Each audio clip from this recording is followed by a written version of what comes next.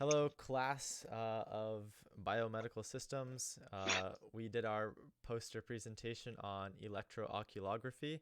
As you can see, this is a beautiful poster and totally not a PowerPoint presentation. But here we go. So this picture is of me in lab 4 hooked up to the um, electrooculography uh, little connector things of the electrodes. So Electrodes. we got ones on the right and left of my eye, and above and below, and then a ground electrode on my forehead. So we'll move along to slide number 2. All right. So how it works is that ideally it would measure the EOG signals from the eye muscles. The eye movements produce dipole and electric fields, positive and negative. These electrodes would be placed on the right and left of the eye if the user wanted to measure horizontal derivations, or you could also place it above and below the eye for vertical derivation. So we see here in our graph we've got um, 9 different points. 1, 2, 3, 4, 5, 6, 7, 8, and 9. And if we look to the top left, point 1, our right left detector is going to start neutral and then go up, and our up down detector is going to start neutral and go up.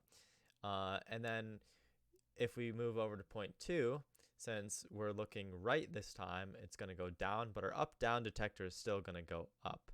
So using this general idea, we can predict different outputs for looking in different areas, and these were reflected in our graphs on from Lab 4.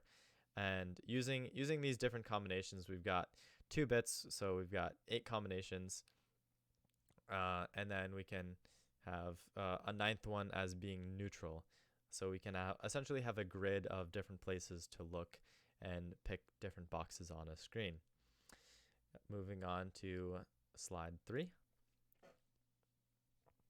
So some of the practical uses for the EOG is paraplegic communication. So that'd be picking stuff on a screen or eye trackers.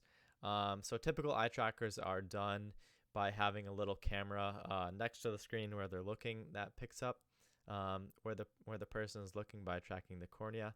However, it could also be done with the EOG. And so typical things on a paraplegic screens would be depending on the person's level, would be like apples or different exercises, or even up to like keyboards that would be on like Stephen Hawking's screen.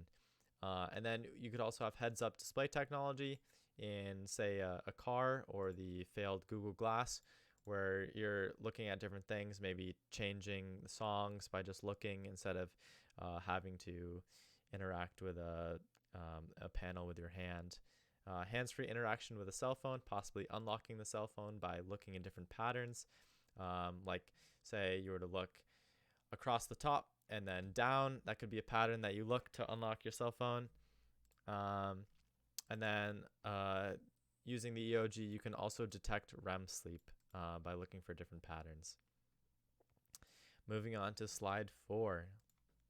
All right, some possible advancements that ideally could occur in the future are machine learning, so that it be able to predict possible outcomes in the user's eye movements, and this would produce a faster response and negate any possible errors that can occur.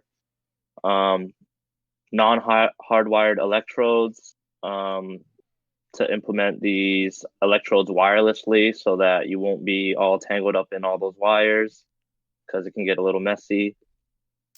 Trevor, you want to do this one? And lastly is the hands-free interaction with a cell phone. Going back to previously, one of the things that the EOG allows you to do is um, determine the brightness level, and you could automatically adjust the brightness level of the cell phone. Now, most cell phones actually already do this, but it could become more personal because users and people have a thing called the Arden ratio, which is the light peak divided by the dark trough, and that says people have their eyes adjust to lightness and darkness at different speeds and have different perceptions of light and dark. So by using this, the voltage changes slightly of your eye when you're looking different directions with this. You could adjust the screen brightness to that person's need for the light level in the room. And that's it for us. Moving on to our works cited. All right, this is our works cited, and thanks for coming to our TED Talk.